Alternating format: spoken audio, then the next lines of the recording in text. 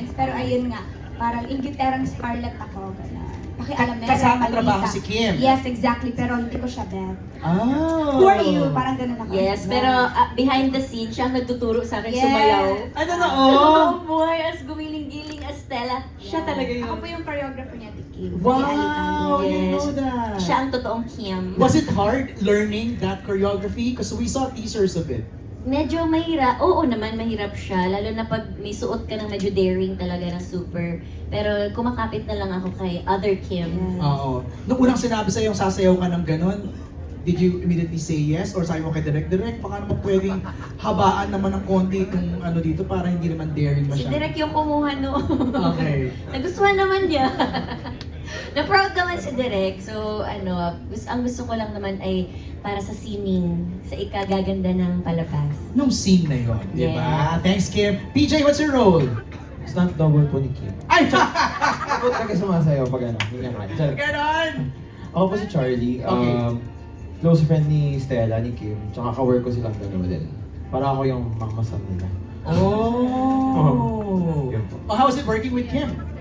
Wala, puro kami chika. Puro kami chika. chika, puro kami kain. Wala na, ganun na lang ang Ganun na lang, nangyari. yes. Pero I'm sure it's so super light kay eksena si Kim, no? Minsan nakakalimutan namin, nga pala, mag-eksena tayo. Sabay-sabay kami napapagalitan. Ayun lang. Yun, nadadala na kayo masyado ng friendship. Thanks, PJ. Angelina, what's your role here? Ako si Catherine, ang overprotective and intense kapatid ni Ate Kim, Stella. How's it working with Kim? Para siyang ate sa totoong buhay. Yeah.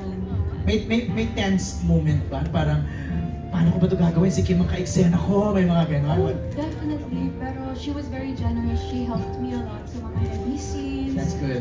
I'm very grateful. That's nice. Robbie, ikaw, what's your role here? I play Edward Cabrera, the younger brother of Vincent and Matthew Cabrera. Okay. So, yeah, ako yung bunsong anak.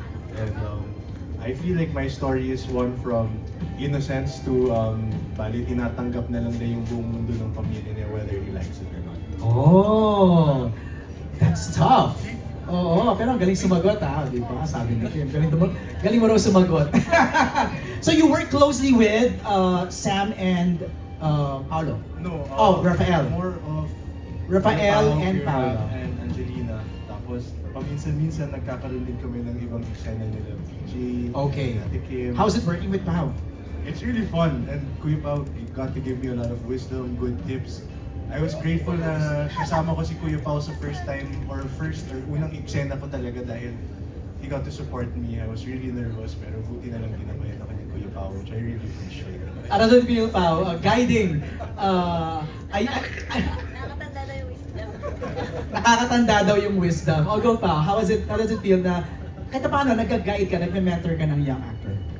I've been in their shoes when I was starting also in my career. And yung isang wini-wish ko lagi, sana may mag-guide or magka-patient sa akin yung mga ka-eksena ko. And in all fairness naman sa mga veteran actors na nakatrabaho ko meron, pero yung iba wala. Sinabi ko sa sarili ko kapag may ka-eksena ako na actors, especially new ones, Right. I'll always have the patience and always, give them time to para hindi sila kabana. Thanks, Kuya Pao. Nag-thank you na si Robbie. Raph, your role Yes, ako po dito si Matthew Cabrera, Okay. ang ever so loving and supportive and non-envious brother ni Paolo Avellino. Parang Si perfect na Vincent masyado, Cabrera. no? Perfect na ng pagkaka-describe ng role mo. Yeah, syempre mahal ko yung character ko so i-build up ko siya, diba? So the brother of Vincent Cabrera, ang character ni Paolo Avellino dito. Right.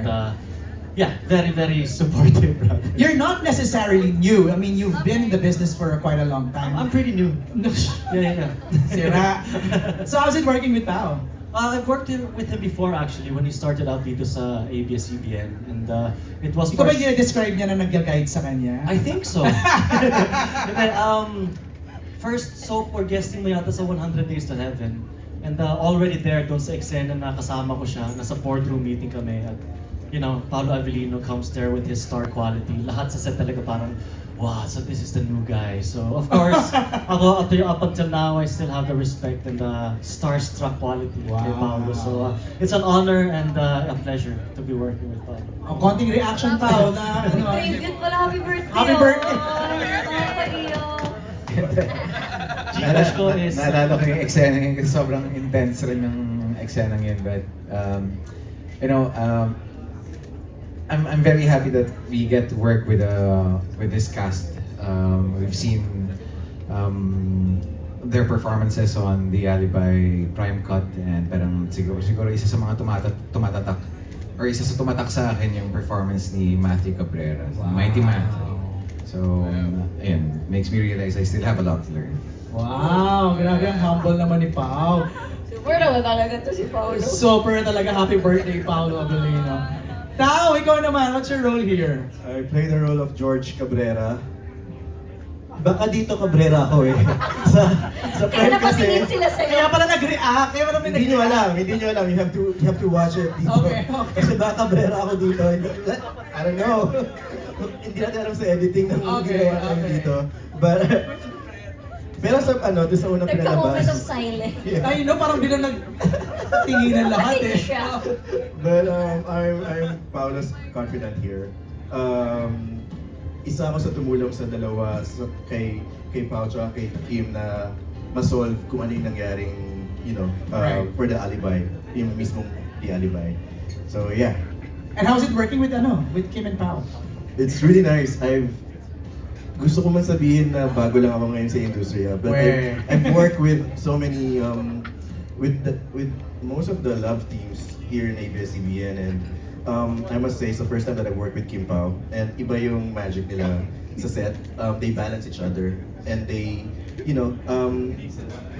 hindi ko yun nasabi sa inyo, but alam ni Kim yan kasi tawa ko ng tawa kasi minsan lang dumalaw si Kim sa set namin ni Pao, and binabalanse nila yung mood kahit mabigat yung mga eksena. So it's really nice. Thank you for that wonderful work environment. Yeah, I'm just glad I was able to witness it and experience it. Wow, so you just revealed na bumibisita si Kim sa set ninyo, pero hindi lang siyang eksena. Daming sinabi ni MJ. I didn't say that! Ikaw ang nagsabi nun. Sabi ko kasi galing siyang Unit 2. Okay. Pumunta siyang unit namin. Ako nakikinig lang naman ako sa mga Oo. sagot ninyo. Di ba? Baka wala akong sinabi Ayusin mo gano'n. daw. Ayusin mo, alibay mo. Nasa Cebu lang kami. Okay, So, okay. nasa lang kami, isang hotel. Okay. Tama na to. Okay. Sophia, ikaw naman, what's your role here? I'm playing the role of Claudia Cabrera. Okay. Asawa ni Vincent. I'm a mom. I have a daughter. And I super love Stella's character here. Super love na love ko talaga siya. Wala kaming conflict dito. Yeah, but I'm just very happy to be part of this project. Kasi growing up, napapanood ko sila on screen. Grabe yung growing up! Hindi totoo. Sophia, dahan-dahan ng konti. Hindi. They're such like inspirations to me. Like, yung the way they work, the way they process things, the way they what's this? Study their characters. Sobrang dedicated sila. And I started to realize na hindi basta-basta yung project na to. Nandito yung mga big stars, so it's not really that easy. But nandyan sila to help me and of course the directors. No, the good thing that yung sinabi mo, habang nagkasalita ka, Sophia, na-realize ko, direct yung age nila hindi nagkakalayo eh. Nilang lahat, no? Your cast, and they're pretty, parang for me, Sam. Yeah, that's Send mo na tama lang. naman eh, tama. Send mo na Tama lang, ka. Sam. With Angelina and Robbie, we're about the same age. Oo, no, Roughly. huwag yung isama tong side na Roughly. to. Mga bagets dito kami. No, parang, direct nasasanay ako dati, pag may soap, parang it's a mix of, di ba, lahat, parang all ranges. Pero ito parang it's, all ages are close, direct, di ba? What can you say about the casting? Iba rin kasi yung pag-approach nila dun sa character. May mga intense scenes na talagang nandun sila sa character nila. They really dug deep na kunin yung character na yun. Oo.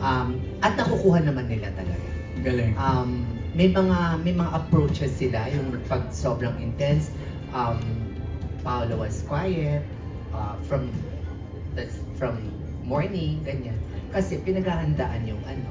Si Kim, lagi siyang may notes.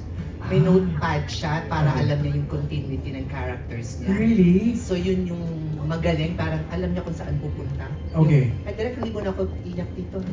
Okay. Mako-question, ako ba? May Bible. Yun May Bible siya. Okay, pag-usapan natin yung Bible na yan mamaya. Let's go to Sam first. Yes, hi.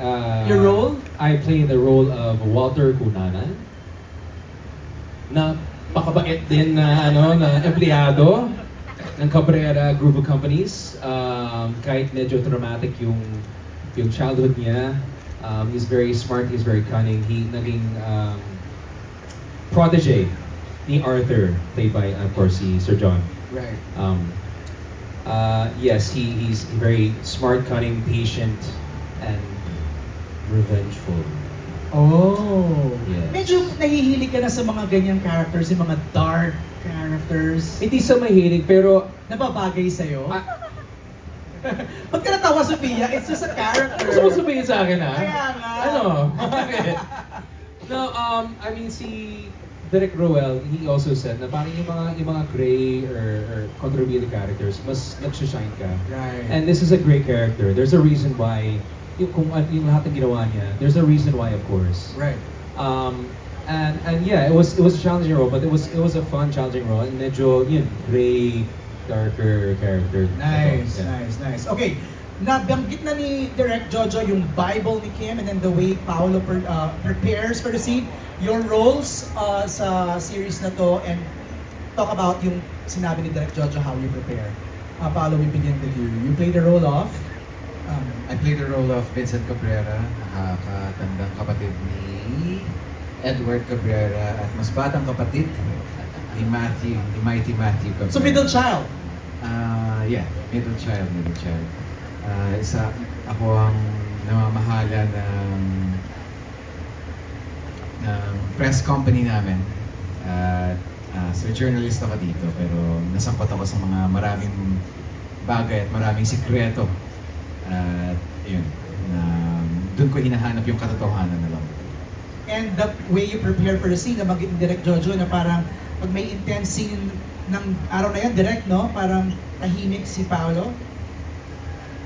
Hindi naman, just setting the right mood. Energy, no? Yeah, mood and energy for the scenes. And actually, kaya ako tahimik kasi pinapaikot-ikot ko yung lights sa isip ko kung paano ko, para nakakayari kasi sa veteran actors kung nagka-cut or na puputol dahil nagkakamali. As much as possible ba, you want to achieve a take one? Yes, pero syempre, nowadays, it's like, they take several angles. That's right. Direct, take one ba halos lahat ng mga actors? Usually pag heavy scenes, more or less, unahin namin yung close para doon makuha ng first take. That's right. But kung i-guide mo for a second take.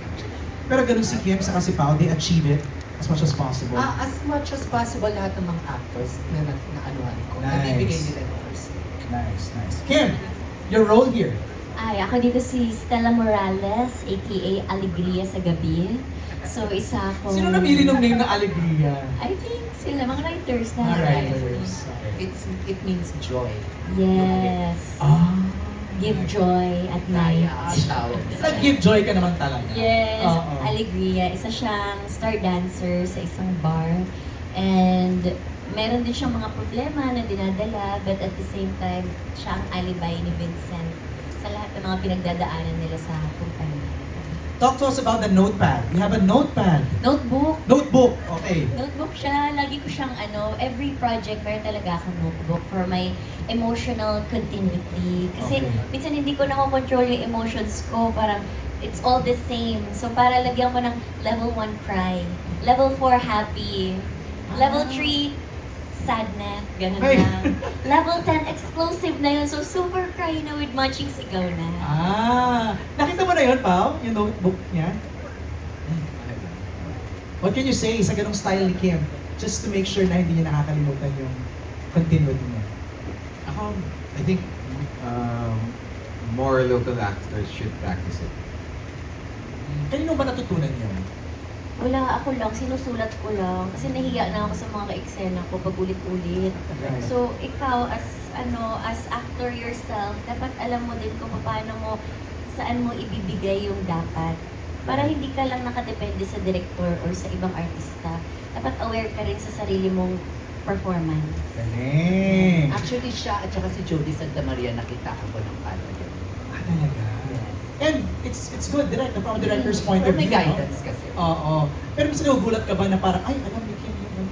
Oh, kailangan mo talaga alam na alam mo yung script mo. Oo. Kung saan pupunta. Kasi baka, ayun na, reaction mo eh. Parang, feeling mo, ikaw pa yung mali. Tsaka every question kasi sa mga actors parang magtatanong at tatanong sila. You should know by heart yung story. Alright. Now that they've shared yung kanilang mga characters, let's